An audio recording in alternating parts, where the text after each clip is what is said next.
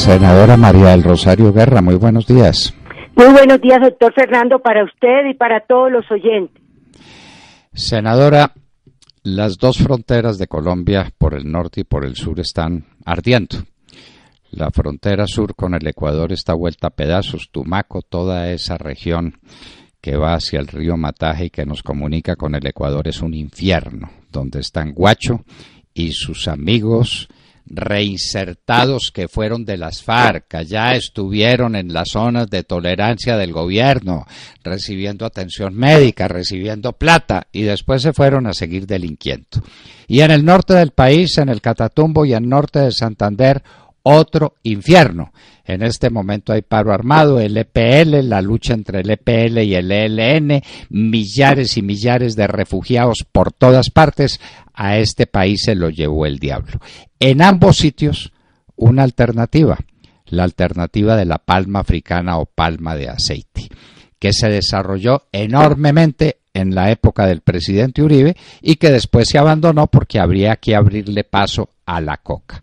Senadora, la visión que usted tiene de este país incendiado por cuenta del narcotráfico. Primero, doctor Fernando, definitivamente la criminalidad en todas sus tendencias, narcotráfico, minería ilegal, criminalidad urbana, el secuestro, porque continúa tristemente hoy, sigue siendo rampante en el país. Y aquí lo que hemos visto claramente es cómo la tolerancia de un gobierno con los grupos como los de la FARC, lo que ha sido es un factor para aumentar la criminalidad en la zona de frontera. Y la falta de presencia de nuestro Ejército Nacional de manera permanente, tanto en los 2.200 kilómetros que tenemos con Venezuela, como en la frontera que tenemos con el Ecuador. Y yo tengo que lamentar la muerte de los 13 periodistas, de los 2 periodistas y el conductor ecuatoriano, pero también tengo que lamentar y rechazar la manera como el presidente Juan Manuel Santos abordó el tema. Y aquí no solo Santos es responsable, sino Correa y el presidente Lenín Moreno, porque ellos fueron complacientes con las FARC para estar yendo y viniendo a través de la frontera. Usted recuerda cuando se le dio de baja a Raúl Reyes, cómo se desconoció por una alta corte en Colombia ese documento donde demostraba que efectivamente estaban delinquiendo en la frontera, en el lado del Ecuador, y cómo todavía hoy siguen deslegitimando ese acto, y resulta que lo que vimos es que se creció la inseguridad y los cultivos de coca en la frontera, y no es de extrañar entonces que lo que estemos viviendo en la zona del Catatumbo, límite con Venezuela, y en Nariño, límite con Ecuador, se relacione con la ilegalidad del narcotráfico. No tenemos todavía los últimos datos, pero el último dato era que en Nariño había alrededor de 43.000 hectáreas, que a mi juicio es muy poco, que estoy segura que hay mucho más, de las cuales casi todas están en Tumaco, y en el Putumayo más de 25.000 hectáreas concentradas sobre todo en Tibú. ¿Y qué actividad lícita, qué actividad agropecuaria como la palma o como el cacao o como la piscicultura o como la ganadería pueden darse cuando hay unas actividades ilegales que se vuelven totalmente absorbentes de la mano de obra y del poco recurso local que hay, precisamente porque termina siendo más rentable que las actividades lícitas? Entonces, claramente lo que estamos viendo es que si aquí nuestro ejército, nuestra policía, no se dedican a combatir las fuentes de la ilegalidad, que es principalmente el narcotráfico y la minería ilegal, pues tristemente vamos a volver a una época que ya habíamos visto superada hace 8 años, y era que no había terreno vedado para las fuerzas de la Constitución y la ley, que es el ejército y la policía. Y yo sí creo que el presidente Santos es responsable, doctor Fernando y queridos oyentes, porque el acuerdo con las FARC lo que lo llevó fue a ser complaciente con ellas y a no llenar y copar esos territorios con fuerza pública, con inversión del Estado y con presencia institucional. Y no solamente hay que mencionar las fronteras, sino todos los cascos urbanos del país dominados por lo que se llaman las ollas del microtráfico.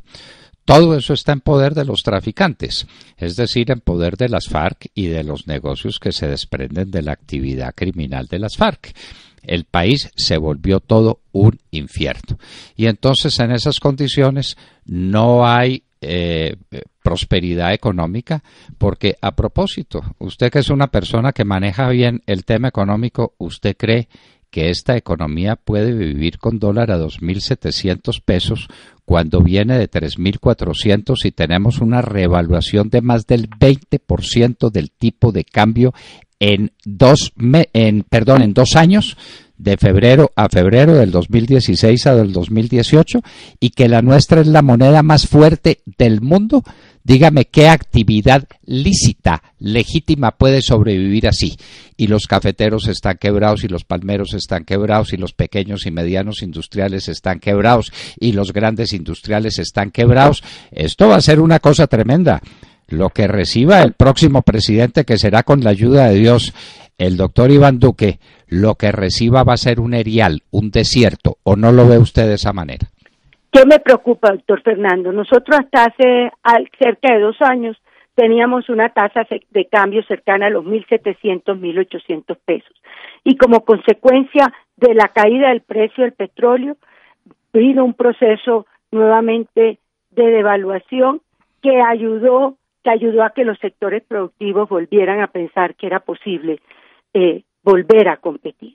Pero este es un proceso que no se ha podido todavía consolidar ni despegar. Fíjese que solamente el crecimiento del año pasado fue un crecimiento muy bajo, pírrico, 1.8%. O sea, hasta ahora es que se puede estar pensando nuevamente, por las erráticas políticas que se han tenido en materia productiva, que es posible, manteniendo una tasa de cambio competitiva, volver a tener productos, no solo del sector agropecuario, sino de otros sectores industriales que pudieran competir. Pero resulta que nuevamente en medio de ese proceso nos están pasando dos cosas.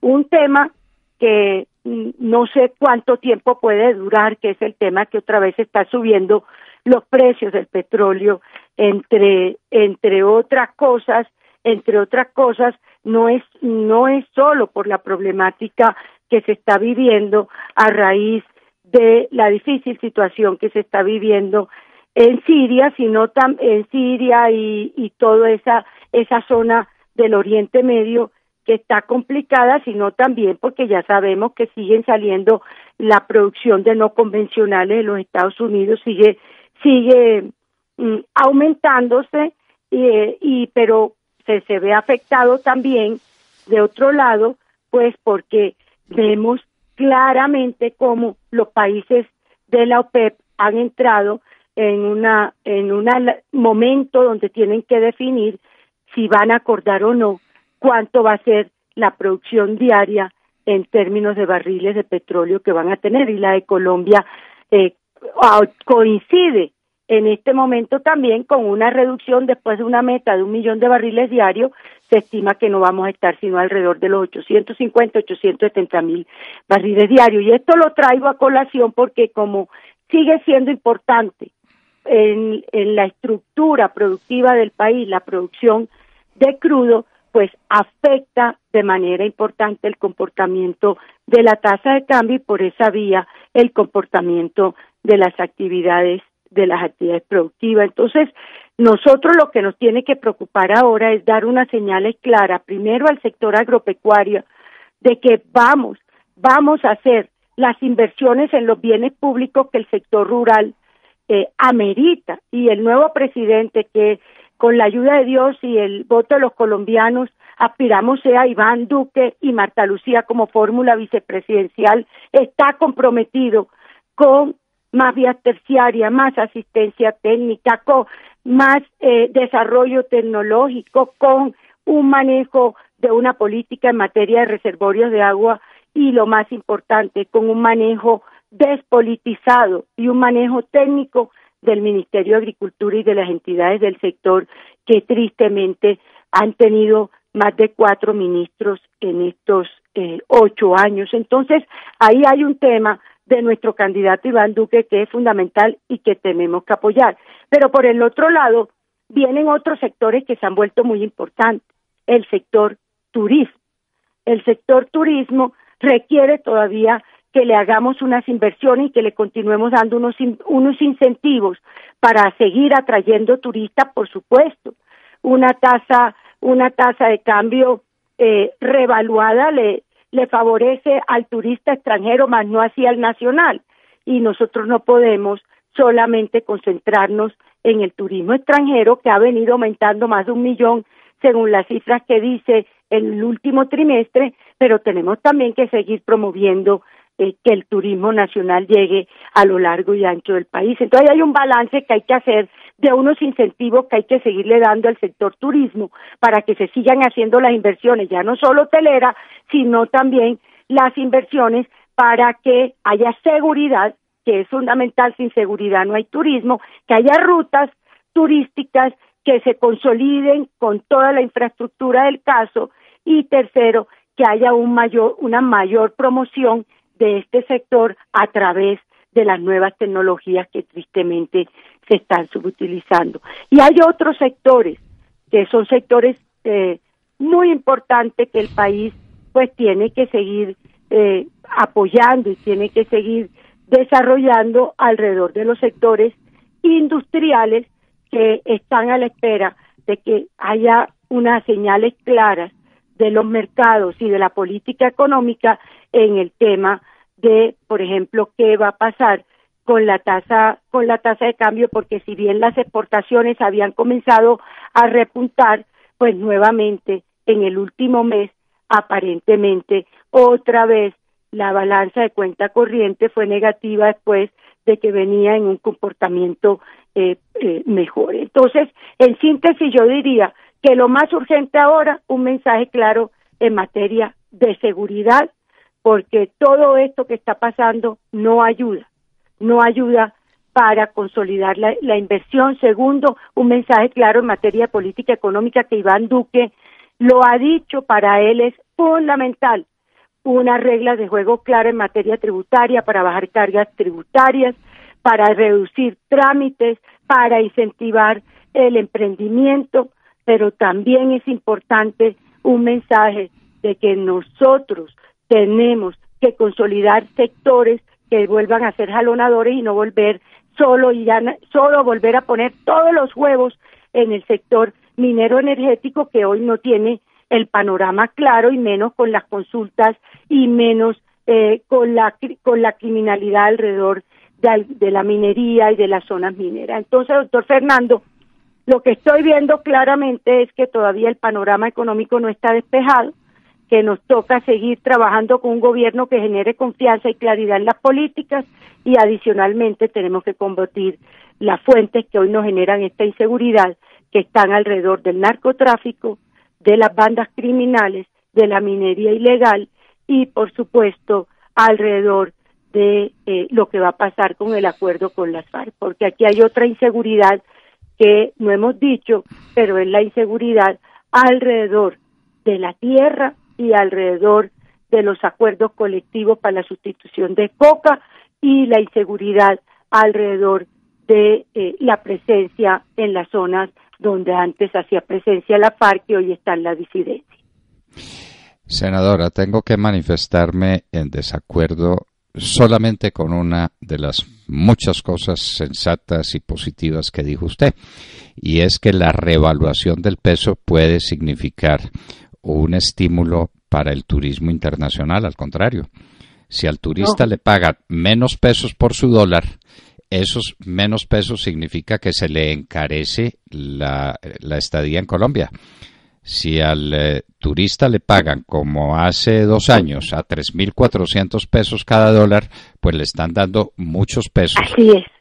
Y al contrario, si le dan menos pesos, le encarecen las cosas, y estamos matando también esa otra que pudo ser una gallina de huevos de oro, la industria sin chimenea, la industria a la que tendríamos el más legítimo derecho por las maravillas turísticas de nuestro país. Así es, doctor Fernando, usted tiene toda la razón. Lo es para el extranjero, le favorece, para el nacional le afecta.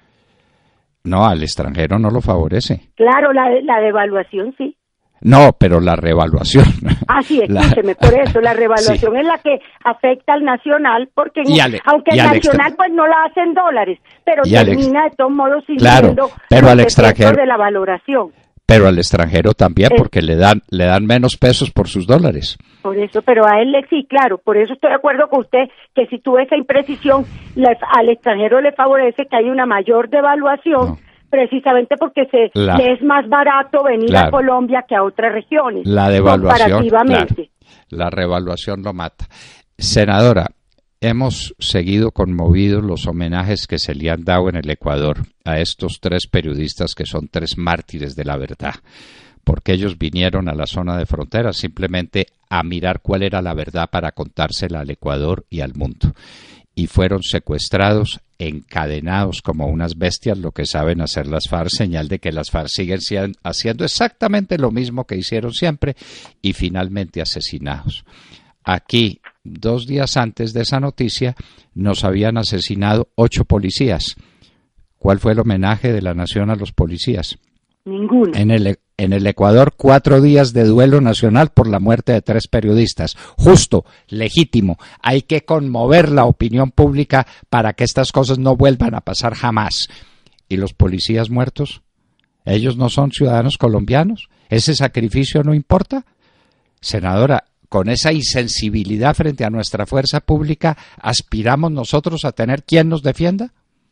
Efectivamente, y no solo 8, el plan Pistola que ha habido durante los últimos meses, la suma es muy alta de miembros de la policía y de la fuerza pública muertos, y tiene usted razón.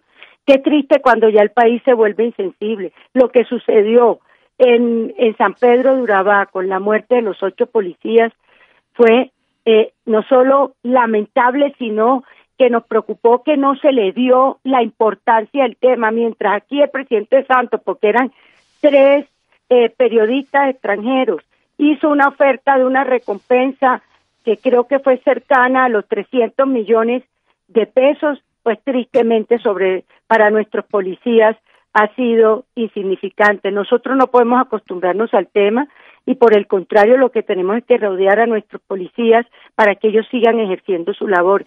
Es que yo lo que estoy viendo, doctor Fernando, es que este gobierno de Juan Manuel Santos, que inició hace 8 años, con un espejo retrovisor, donde señalaba al gobierno sobre el cual él se hizo elegir, sobre los hombros del cual él se hizo elegir, lo señalaba de corrupto, lo señalaba de que no había hecho lo suficiente en materia económica, etcétera, etcétera, etcétera. Este gobierno, Juan Manuel Santos, con las mentiras que montó del gobierno del presidente Uribe, hoy va a terminar como el gobierno más corrupto de la historia, como el gobierno que desprotegió aquellas fuerzas que nos da la Constitución y la ley, que es el Ejército y la Policía, que entregó, porque así se puede decir, esta institucionalidad y este país por un acuerdo donde un grupo guerrillero se aprovechó de la debilidad para fortalecerse, y unas disidencias hoy están por más de 1,000 y pico de hombres, mientras tanto reduciéndose los que se han reincorporado a la vida civil de los 8,000 que en principio habían dicho que iban a dejar armas y que iban a reincorporarse a la vida civil. O sea, estamos viendo una inversión en ese sentido de lo que ha debido ser el famoso acuerdo con la FARC, que debía haber traído era mayor presencia, primero del gobierno en los territorios que había dejado, segundo, mayor presencia del Ejército y la Policía, y tercero, mayor seguridad, y no se está teniendo presente. Tercero, a mí sí me preocupa que estamos hablando de que en gran parte de esto está ligado con narcotráfico y minería ilegal, y resulta que el escándalo de la semana pasada de que sigue vinculado cabecillas de la FARC con redes del narcotráfico. Ese negocio no lo han dejado, y ese negocio el señor Santrich, yo estoy dudando que lo pueda hacer solo. Uno no negocia 10 toneladas de cocaína solo, eso tiene que tener una red, y más cuando tiene una estructura como la FARC, que tiene un comando central muy cerrado y muy sólido, y a mí no me extraña, y por eso mi apoyo al señor fiscal general de la Nación para que siga adelante y profundice a ver si quiénes más están en esta red de negocio. Entonces, ¿qué es lo que estamos viendo claramente hoy? Nuestros policías atacados por el Clan del Golfo, las bandas criminales y por las disidencias de la FARC, y por el otro lado, la cúpula de la FARC, algunos de sus miembros delinquiendo con el narcotráfico, y si profundizamos muy seguramente seguirán con la minería ilegal, y además de ello, la disidencia de las FARC, ya lo vemos con el secuestro y con estas actividades. O sea que el panorama en ese sentido es bastante preocupante, que le toca al nuevo presidente de Colombia con firmeza combatir la ilegalidad, combatir estas bandas tanto del crimen como de las FARC, disidencia, etcétera, y por supuesto volver a recuperar el territorio que se ha perdido en estos 8 años. Empezando por recuperar la moral del ejército y de la policía, a las que equipararon con las FARC y se las van a mandar a la JEP para que las JEP las destruyan, para que los acaben, para que los liquiden, porque la JEP es una organización de comunistas. No se le olvide que fueron seleccionados los magistrados de la JEP por un comunista español, un comunista peruano y un comunista argentino. A esa vergüenza llegamos, a que nuestros magistrados los elijan extranjeros. Pero bueno, eso es lo que está pasando en Colombia. Gran tarea para cumplir. Que Dios nos ilumine y que ilumine sobre todo a Iván Duque y a Marta Lucía Ramírez, que tendrán el encargo de recuperar una república descuadernada, como diría alguna vez en frase histórica Carlos Lleras Restrepo, o vuelta a pedazos, como decimos nosotros.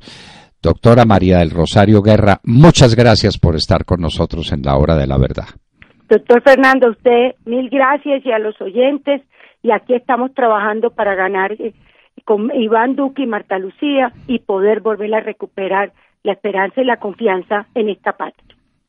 María del Rosario Guerra, senadora por el Centro Democrático. Esta sí es una senadora de opinión. Ella en Sucre no sacó nada, porque en Sucre no sacan votos sino los bandidos, no más. Los Yaires Acuñas y los compañeros de los ñoños y los musas, los que se roban el departamento y se roban las elecciones.